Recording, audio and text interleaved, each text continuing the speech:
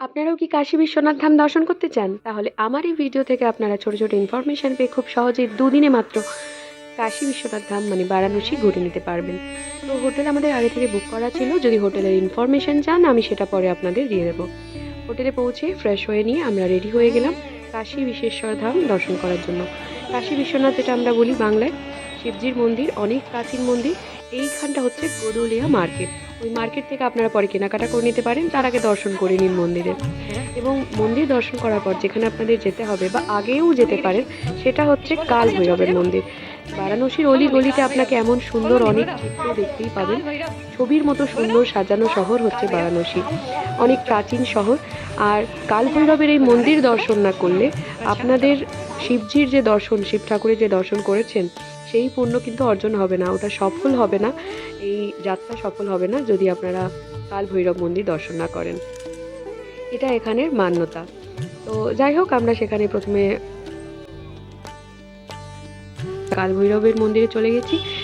সেখান থেকে ঘুরে এসে আমরা চলে গেলাম যেখানে জলছত্র আছে। তো জলছত্রটা ধন্বন্তরী কুয়ো বলা হয় এটাকে। এইখানে জল খেলে নাকি সব রোগ জ্বালা থেকে মুক্ত হওয়া যায়। প্রাচীনকালে কিছু জড়িবুটি এই কুয়োতে পড়ে গিয়েছিল। আর এই মন্দিরের লাগোয়া, এইখানে লাগোয়া কুয়োর লাগোয়া আছে মন্দির মহামৃত্যুঞ্জয় মন্দির। ওইটাও একটা শিব ঠাকুরের মন্দির। ওইখান থেকে আপনি জল বাড়ির কোনো মানুষদের জন্য, যারা যেতে পারছেন তাদের জন্য আনতে পারেন ওই কুয়োর জল। এবং কন্টিনিউ 30 দিন যদি এক ছিপি করে খাওয়া যায় মানা হয় রোগ জ্বালা মুক্ত করা হয়ে যায় আর কি। তো তারপর আমরা চলে গেলাম যেটা বারাণসীর প্রাণ, গঙ্গা ঘাট, দশাশ্বমেধ ঘাট। এই ঘাটেই গঙ্গা আরতি হয়, কিন্তু আমরা যখন গিয়েছিলাম তখন বন্যা চলছিল। তো যার জন্য ঘাটে থেকে নিচে থেকে দর্শন হয়নি সম্ভব। আমরা বোটে করে দর্শন করেছিলাম, এটা পে করতে হয়। তারপরে আপনারা ওখানে বোট থেকে ভালোভাবে দর্শন করতে পারবেন। অন্য সময় গেলে, বন্যা সিজনে না গেলে আপনারা এমনি ঘাট থেকে দর্শন করতে পারবেন। একটু আগে যাওয়ার চেষ্টা করবেন যাতে সামনে সিট পান আর দর্শনের খুব ভিউটা মানে ভালো আসে আর কি। তো তারপর ওইখান থেকে বোট থেকে দর্শন করা হলো।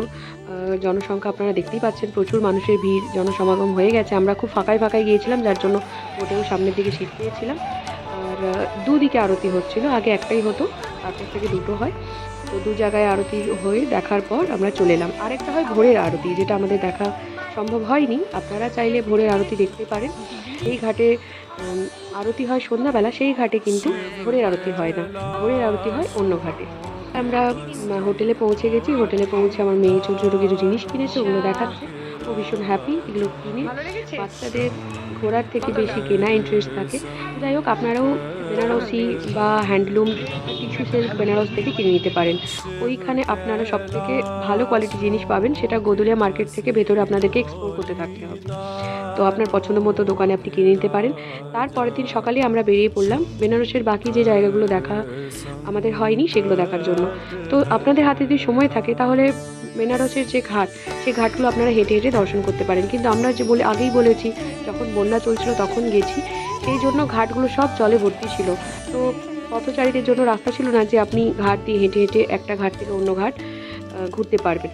কাশী ঘাট, দশাশ্বমেধ ঘাট থেকে শুরু করে পরপর সব ঘাট আপনি দেখতে পারবেন অন্য সময় গেলে। বন্যার সময় গেলে আপনার অপশন বোটে, তবে অন্য সময় গেলেও আমি বলবো বোট রাইডটা অবশ্যই করবেন।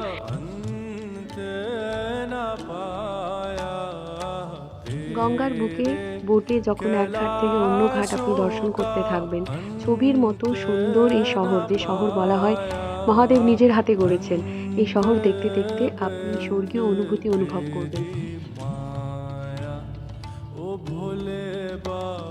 চারিদিক ঘুরে অনেকটা পর্যন্ত ওরা দেখায় এবং তারপরে নিয়ে যায় মণিকর্ণিকা ঘাট পর্যন্ত, যেখানে মানা হয় মণি পড়েছিল দেবী পার্বতী। তো সেইখান থেকে ওই ঘাটের নাম মণিকর্ণিকা। ওই ঘাটে দর্শন করলে আপনার অহং যেটা ত্যাগ হয়ে যায় মানা। কথিত আছে এখানে চিতার আগুন কখনোই নেভে না, প্রাচীনকাল থেকে অবিরত এখানে চিতা জ্বলেই চলেছে।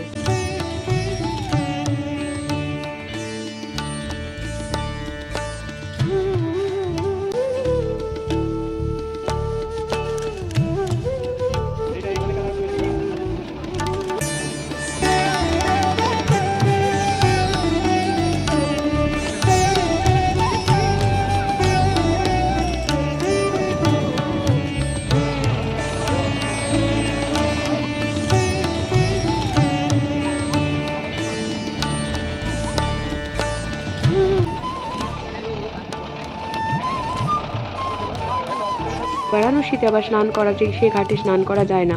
সব ঘাট ওখানে স্নানের জন্য নয়, এমন কিছু ঘাট আছে যেটা আমরাও শুনেছি ওখানে কথিত আছে, সেই ঘাটে স্নান যদি করেন তাহলে খুব ভালো, হয়তো আপনার সংসার জীবন চলছে, ম্যারিড লাইফ, তারপরেও নাকি ডাইভোর্স পর্যন্ত যেতে পারে, এরকমও ঘাট আছে। তো তাই জন্য ভেবে চিন্তে স্নান করবেন, কোন ঘাটে স্নান করছেন ওখানে লোকাল কাউকে জিজ্ঞেস করে নিয়ে স্নান করতে পারেন। তবে আমরা কোনো স্নান করিনি, আমরা হোটেল থেকে স্নান করে গেছি, আমাদের আবার ওই দিনই ফেরার কথা ছিল, তাই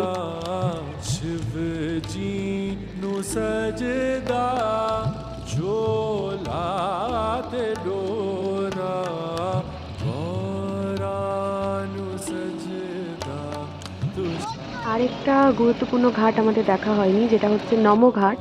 বন্যার কারণে নমঘাট পুরোপুরি ডুবে গিয়েছিল, সেখানে কোনোভাবেই দেখার সম্ভব ছিল না, দেখতে যাওয়া, তো সেই জন্য আমাদের নমঘাট দর্শন হয়নি। তো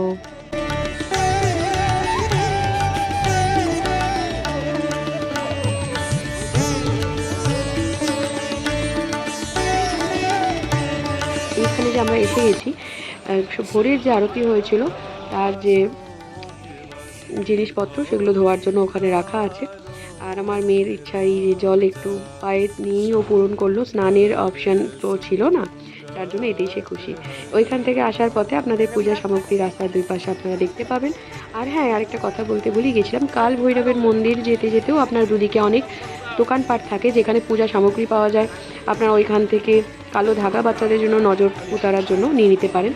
আচ্ছা, এখানে বোটিং করার পর আমরা ওখানেই বোটিংয়ের রাস্তায় আগে শুরুতেই হোটেল ছিল কিছু, ওইখানে খাওয়া দাওয়া করি। ওই টোটো বুক করে নিয়েছিলাম, তারপরে কিছু মন্দির বাকি যেগুলো ছিল আমরা সব ঘুরে নিয়েছি। যাতে মন্দির থাকে ওরা আপনাকে বলে দেবে কোনগুলো মেন। এমনি আমরা 5-6টা করে ঘুরেছিলাম, 3-4টে মেন থাকে, যার মধ্যে একটা হনুমান মন্দির আছে, একটা মা দুর্গার মন্দির আছে, না আমবে আমবে বলে মনে হয় ওরা, দুর্গা মন্দির আছে, আর কিছু মিক্স মন্দির আছে, মানে যার ভেতরে অনেক প্ল্যাটফর্মে আছে, একটি টেম্পল আছে, সবথেকে বড় শিবলিঙ্গ বেনারসের মধ্যে সবথেকে বড় শিবলিঙ্গের টেম্পল, মানে শিবলিঙ্গটা বাইরে থেকে মন্দিরের স্ট্রাকচারটাই শিবলিঙ্গের। তো তারপরে এই যে এখানে মিক্স মন্দির, এখানে অনেক রকমের ঠাকুর আছে।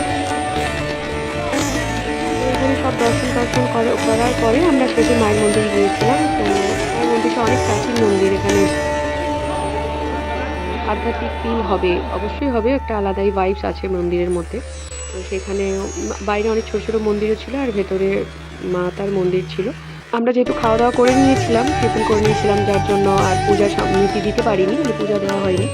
সোনাদের মন্দিরে পুজো দেওয়া যায়, সেখানে আপনি মহাদেবকে নিজে হাতে গঙ্গা জল ফুল অর্পণ করতে পারেন, তবে খুব তাড়াতাড়ি দর্শন করে বেরিয়ে আসতে হবে। বেনারসের কাশী বিশ্বেশ্বর ধাম মন্দিরে আপনাদের কাছে ভিআইপি টিকিট থাকতে পারে, কোনো পুলিশ সার্ভিস বা কিছু করলে এইসবের জন্য আলাদা লাইন থাকে, তো সেইভাবে আপনারা শর্ট লাইন দিয়ে ঢুকে 15-20 মিনিটে দর্শন করে নিতে পারেন যদি অপশান থাকে। যদি না থাকে তাহলে ভগবান যেমন যেভাবে দেখায় সেভাবেই